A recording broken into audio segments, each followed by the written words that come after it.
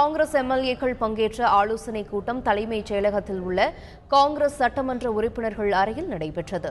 இந்த கூட்டத்தில் நாளை தொடங்கும் கூட்டத்தொடரில் எப்படி செயல்படுவது என்பது குறித்து ஆலோசிக்கப்பட்டது.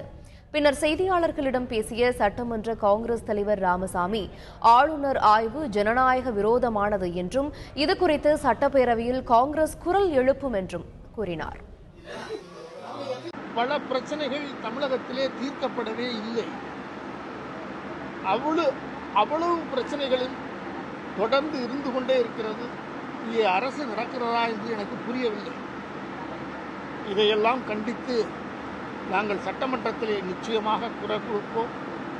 எவ்வாறு ஒவ்வொரு பிரச்சனையும் எழுப்புவது என்பதை, யார் எந்தெந்த வகையிலே எழுப்புவது என்பதை நாங்கள் விரிவாக இங்கே ஆலோசனை செய்து ஒரு முடிவுக்கு வந்திருக்கிறோம்.